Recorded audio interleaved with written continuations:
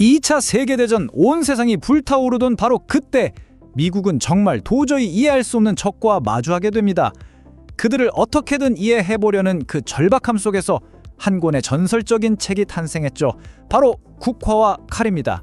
이 책은요, 도대체 일본이라는 나라는 어떤 나라인가? 이 단 하나의 질문에서 모든 게 시작됐습니다. 자, 여러분 한번 상상해보세요. 전쟁터에 나갔는데 적군이 항복할 생각은 안 하고 그냥 다 같이 죽음을 택하는 겁니다. 바로 이 상식으로는 도저히 이해가 안 되는 행동 때문에 당시 미국은 정말 깊은 혼란에 빠졌습니다. 한번 비교해 볼까요? 미군한테 전쟁의 목표는 아주 간단했어요. 어떻게든 살아남아서 집에 돌아가는 거. 그러니까 항복은 당연히 합리적인 선택지 중 하나였죠. 하지만 일본군은 생각이 완전히 달랐습니다. 그 사람들한테 포로가 된다는 건 인간이길 포기하는 거나 다름없는 엄청난 치욕이었거든요. 그래서 명예롭게 죽는 게 최고의 목표였던 겁니다. 아니 근데 진짜 이상한 건 지금부터예요.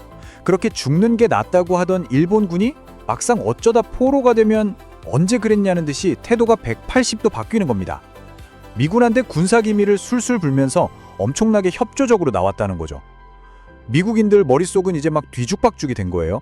아니 죽음도 두려워 않던 그 기세는 다 어디로 가고 갑자기 이렇게 태도가 돌변할 수 있는 걸까요?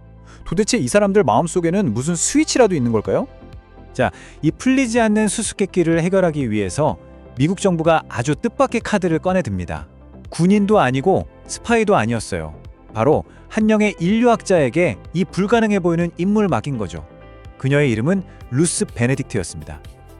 근데 그녀의 상황이 정말 말도 안 되게 어려웠습니다. 일본에 가본 적은커녕 일본말도 한마디 못했으니까요. 가진 거라곤 책상에 앉아서 볼 수 있는 자료랑 인터뷰 기록이 전부였어요. 이걸로 한 국가의 정신을 분석해야 했던 겁니다. 이야말로 진짜 방구석 코난의 등장이었죠.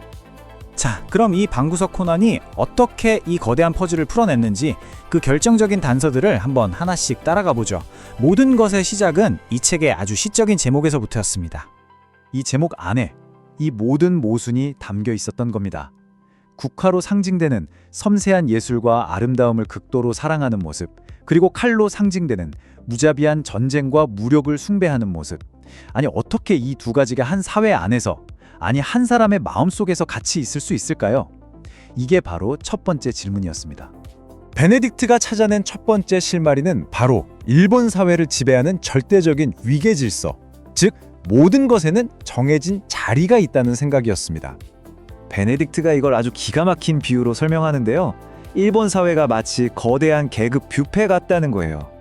뷔페에서 각자 자기 접시에 정해진 음식을 담듯이 사회 구성원 각자가 자기 자리를 딱 받아들일 때 비로소 평화가 온다고 밀었다는 거죠. 심지어 그들의 전쟁조차도 이런 관점에서 보면 아시아의 다른 나라들을 올바른 제자리에 돌려놓는 정리정돈 같은 행위로 스스로 정당화했던 겁니다. 자, 그럼 이 빡빡한 위계 질서를 뭐가 그렇게 단단하게 붙들고 있었을까요? 바로 다음 핵심 단서로 넘어가 보죠. 일본 특유의 아주 강력한 의무감 시스템입니다. 그 중심에는 온이라는 개념이 있습니다. 이걸 그냥 우리가 아는 은혜나 고마움 정도로 번역하면 핵심을 완전히 놓치는 거예요. 온은요, 태어나는 그 순간부터 국가, 즉 천황과 부모님에게 지게 되는 평생을 바쳐도 절대로 다 갚을 수 없는 영적인 빚에 가깝습니다. 이걸 좀 더 와닿게 비유하자면요, 마치 태어나는 순간부터 우리 영혼의 통장 잔고가 마이너스 무한대에서 시작하는 거랑 같아요. 아무리 애를 써도 절대 염을 만들 수 없는 이 거대한 빚이 일본인들의 모든 행동을 이끄는 아주 강력한 동력이었던 거죠. 자, 이제 드디어 이 모든 미스터리를 푸는 마지막 열쇠, 마스터 키가 등장합니다. 베네딕트의 가장 뛰어나고 유명한 통찰이죠. 핵심은 바로 이겁니다. 서구 사회가 죄책감의 문화라면 일본 사회는 수치심의 문화라는 거예요. 이 둘 비슷해 보이지만 완전히 다릅니다. 죄책감 문화에서는 심판관이 내 안의 양심이에요. 그래서 아무도 안 봐도 잘못하면 괴롭죠. 하지만 수치심 문화에서는 심판관이 바깥의 다른 사람 시선입니다. 그러니까 남한테만 안 들키면 괜찮아요. 하지만 만약 들켜서 망신을 당한다? 그건 죽음보다 더한 고통이 되는 거죠. 자, 이제 모든 퍼즐 조각이 딱 맞춰집니다. 일본 군인들에게 항복은 그냥 전쟁에서 지는 게 아니었던 거예요. 그건 공동체 앞에서 내 이름과 우리 가문의 명예에 평생 씻을 수 없는 수치를 남기는 행위였습니다. 그러니까 그들에게 죽음은 패배가 아니라 그 끔찍한 수치심을 없앨 수 있는 유일하고 명예로운 길이었던 거죠. 자, 근데 여기서 진짜 소름 돋는 건요. 이 인류학자의 분석이 그냥 책상 위에서 끝나지 않았다는 점입니다. 20세기의 가장 중요한 전략적 결정 중 하나에 곧바로 영향을 미치게 되거든요. 일본이 항복한 뒤에 미국은 엄청난 딜레마에 빠졌습니다. 패전국 일본을 이제 어떻게 달아야 하는가? 가장 큰 문제는 역시 패전의 상징인 히로히토 천황이었죠. 대부분의 사람들은 당연히 그를 전범으로 처형해야 한다고 생각했습니다. 바로 이때 베네딕트가 정반대의 조언을 내놉니다. 천황은 절대로 건드리면 안 됩니다. 왜냐? 천황은 일본 사회라는 거대한 피라미드의 맨 꼭대기이자 모든 의무감의 최종 도착지거든요. 만약 그를 제거하는 순간 일본 사회 전체가 구심점을 잃고 통제 불능 상태로 와르르 무너질 거라고 경고했던 거죠. 놀랍게도 미국은 이 조언을 따랐고 덕분에 일본을 아주 평화적으로 점령하고 관리할 수 있었습니다. 자, 이 책이 그냥 먼 나라의 옛날 이야기가 아닙니다. 어떻게 보면 나와 세계관이 전혀 다른 사람을 이해하고 대처하는 방법에 대한 시대를 초월한 아주 강력한 사용 설명서 같은 거죠. 우리가 여기서 얻을 수 있는 3가지 핵심 전략이 있어요. 첫째, 상대방의 패턴을 읽으라는 겁니다.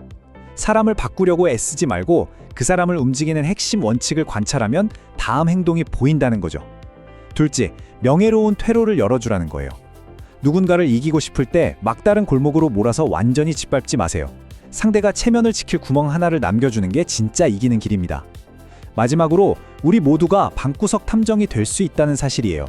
진짜 중요한 건 현장에 있냐 없냐가 아니라 왜 저럴까? 라고 묻는 깊은 호기심과 날카로운 관찰력이니까요. 결국 이 책이 우리에게 던지는 메시지는 딱 하나입니다. 진정한 승리를 원한다면 상대가 휘두르는 칼이 아니라 그 사람의 머릿속에 있는 마음의 지도를 먼저 읽어라. 이해하는 것이야말로 가장 강력한 힘이라는 거죠. 자, 그럼 마지막으로 여러분께 이 질문 하나 던지면서 마무리하겠습니다. 지금 여러분이 일이나 관계 속에서 마주하고 있는 그 사람, 여러분이 지금 당장 읽어내야 할 그 마음의 지도는 과연 누구의 것인가요?